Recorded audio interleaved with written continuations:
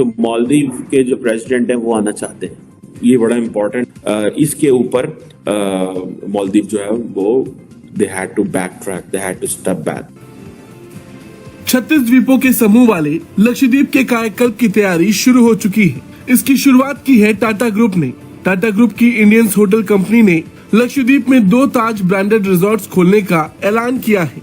सिर्फ इजराइल का एक साथी है ग्लोबल साउथ का, वो कौन है? हिंदुस्तान, जो बिल्कुल शाना बेशाना इजराइल के साथ खड़ा है। के मालदीव्स के अंदर उनके एमपीज ये बात कर रहे हैं कि प्रेसिडेंट मुर्सी को रिमूव किया जाए, उनके खिलाफ नो कॉन्फिडेंस वोट लाया जाए, और इसी के साथ इजराइल भी इस मसले में कूद पड़ा। मालदीव के जो प्रेसिडेंट हैं वो आना चाहते हैं, ये बड़ा इम्पोर्टेंट है कि अब इंडियन मीडिया इसको इस तरह हाईलाइट करेगा या इंडियन अथॉरिटीज इसको इस तरह हाईलाइट करेंगे कि जनाब ये तो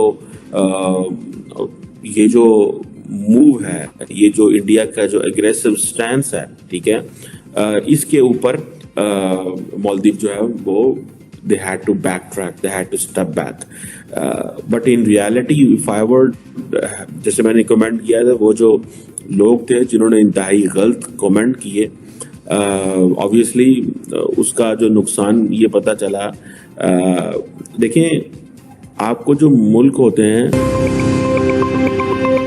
नमस्कार दोस्तों, स्वागत है आपका आपके चैनल EFC में। दोस्तों, मालदीव वर्सेस लक्षद्वीप की लड़ाई अभी थमने का नाम नहीं ले रही है। मालदीव के जो जिहादी सरकार के प्रेसिडेंट हैं मुइज़्ज़ू, वो अब भारत आना चाहते हैं। वो नरेंद्र मोदी से हाथ जोड़कर माफ़ी मांगना चाहते हैं, लेकिन ये इतना आसान नहीं है। अब नरेंद्र मोदी सरकार हो या भारत का कोई व्यक्ति, वो मालदीव को माफ़ नहीं करेगा। लक्षद्वीप को विकसित करने के लिए अब टाटा ग्रुप सामने आ गया है। जी हाँ, टाटा ग्रुप के द इंडियन होटल ग्रुप ने कह दिया है कि वो सहेली और कदमत बीच पर अपने रिजॉर्ट्स खोलेंगे। 2026 तक उनके ये पूरे आइलैंड विकसित कर दिए जाएंगे। दोस्तों, एक के बाद एक बड़ी बड़ी कंपनियां भारत में लक्षद्वीप को विकसित करने के लिए आगे आ रही हैं। इजराइल ने खुलेआम कह दिया है कि भारत सरकार का ऑर्डर होते ही इजराइल 24 घंटे के अंदर अपने काम को स्टार्ट कर देगा। और दूसरी ओर भारत के दोस्त बांग्लादेश ने भी अब मालदीव को आड़े हाथों लिया है। बांग्लादेश के मंत्री ने मालदीव को उसकी औकात दिखाई और कहा है कि इनकी हिम्मत कैसे हो गई भारत जैसे दोस्त के खिलाफ उल्टा सीधा बोलने की। तो दोस्तों, देखिए जबरदस्त वीडियो। आपके जो वो दूसरे मुल्कों को जब उन्हें पेनलाइज करना होता है, पनिश करना होता है, तो कैसे करते हैं? These are the ways India is using its population, its people as a leverage over others। ये जो कहते हैं ना 1.4 बिलियन पीपल, हर तकरीर में प्राइम मिनिस्टर मोदी कहते हैं 1.4 बिलियन पीपल। वो क्या है? वो कहते हैं मार्केट है, हम जिधर चाहें जहाज बोर्ड दें, जिधर चाहें जहाज वहां से वापस लें। That basically translates into money. लोग जाएंगे कि मालदीव्स के अंदर उनके एमपीज ये बात कर रहे हैं कि प्रेसिडेंट मुर्सी को रिमूव किया जाए, उनके खिलाफ नो कॉन्फिडेंस वोट लाया जाए, और इसी के साथ इजराइल भी इस मसले में कूद पड़ा है, बायकॉट मालदीव्स। और सिर्फ यही नहीं कि जुबानी जमा खर्च था, बल्कि इसमें हमने देखा कि हजारों की तादाद में बुकिंग्स कैंसिल हुई और टिकट्स कैंसिल करवाई गई। डाइव सेंटर में से एक माना जाता है। ऐसे में इन्हीं स्पॉट्स के नाम पर ये रिजॉर्ट बनाने का फैसला लिया गया, क्योंकि मालदीव से बवाल के बाद लक्षद्वीप टूरिज्म स्पॉट चार्ट में लाइमलाइट में आ चुका है, और इसे लेकर कई दिग्गज कंपनियों ने अपना प्लान भी शेयर करना शुरू कर दिया है। इस भारतीय टूरिस्ट डेस्टिनेशन के कायाकल्प के लिए कई बड़ी कंपनियों ने हाथ आगे बढ़ाया है। जो ताज के 2 रिजॉर्ट बनने का प्लान है, ये प्लान टाटा ग्रुप की सहायक कंपनी इंडियन होटल्स कंपनी ने शेयर की। बीते साल जनवरी 2023 में टाटा ग्रुप की सहायक कंपनी इंडियन होटल्स कंपनी यानी कि IHCL ने लक्षद्वीप में 2 ताज ब्रांडेड रिजॉर्ट्स की घोषणा की थी, और प्लान 2026 बनाया गया था। अब आप सोच रहे होंगे कि आखिर ये प्लान 2026 क्या है, तो बता दें, टाटा ग्रुप के 2 लग्जरी रिजॉर्ट साल 2026 में लक्षद्वीप में फेमस सुहेली और कदमत द्वीपों पर खुलने वाले हैं।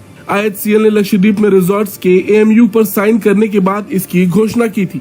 हाल ही में जब भारत के वजीर आजम नरेंद्र मोदी जो हैं, वो लक्षद्वीप एक एरिया है, आइलैंड है नियर केरला, वहाँ पे गए। छोटा सी जगह है लेकिन बड़ी खूबसूरत जगह है, इसमें देयर इज नो डाउट। तो सारी कंट्रोवर्सी शुरू हो गई, जो मालदीव्स के जो कुछ मिनिस्टर्स ने बोला।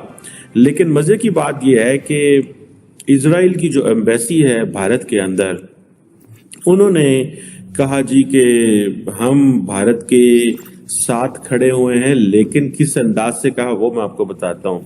उन्होंने कहा जी कि पिछले साल जो है वो हमारी जो फेडरल गवर्नमेंट है, पिछले साल जो फेडरल गवर्नमेंट है भारत की, उनकी रिक्वेस्ट के ऊपर हमने एक प्रोग्राम शुरू किया था, डिसैलिनेशन के नाम से एक प्रोग्राम था, और इसके ऊपर काम करना चाहते हैं और मजीद करेंगे।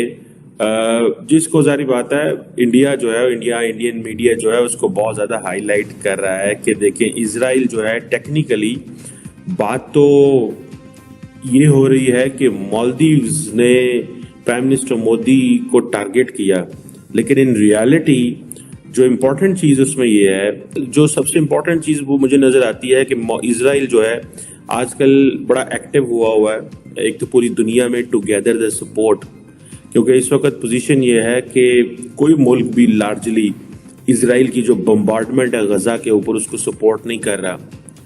इंडियंस कॉन्टिन्यूसली इजराइल को सपोर्ट कर रहे हैं बिकॉज इंडिया ये समझता है कि ये दहशतगर्दी का मसला, टेररिज्म का मसला है।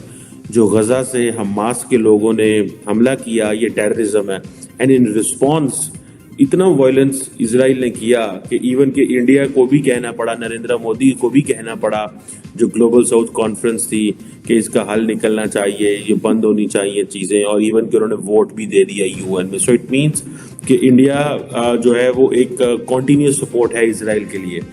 मालदीव्स के अंदर जब ये सारा हुआ तो जिसे कहते हैं ना कि इजराइल इज सपोर्टिंग कि जी हम इस आइलैंड के अंदर कोई टेक्निकल काम होने वाले हैं, कैपेसिटी बिल्डिंग की चीजें होने वाली हैं, या कुछ ऐसा होने वाला है जिससे इस आइलैंड के अंदर टूरिज्म आए, ठीक है जी। और इंडिया कहता है कि जी इजराइल जो है वो पहला कंट्री है जो कि टूरिज्म प्रमोट करता है, ठीक है जी, इंडिया के अंदर। सो ये जो आइलैंड्स हैं ऑब्वियसली जैसे मैंने पहले कहा कि every country has a right कि वो अपने मुल्क के लिए आइलैंड्स या अपने मुल्क की जो इस तरह की ब्यूटीज होती हैं उनको हाईलाइट करे कि कैसे France and Israel they are supporting continuously India on many fronts. अब पूरे मामले में बांग्लादेश की एंट्री से एक बात तो साफ हो गई है कि बांग्लादेश भारत के लिए मालदीव को डांट रहा है और समझा रहा है। फिलहाल बांग्लादेश के मंत्री ने क्या कहा ये सुनिए। They tried to make jokes of the, Honorable Prime Minister of India. This is not acceptable. It's a sad story because I think there has been erosion of some values. Those are, important people, celebrities. We should honor them, respect them. I must not joke with those, celebrities. And it is demeaning of individual personalities who does it.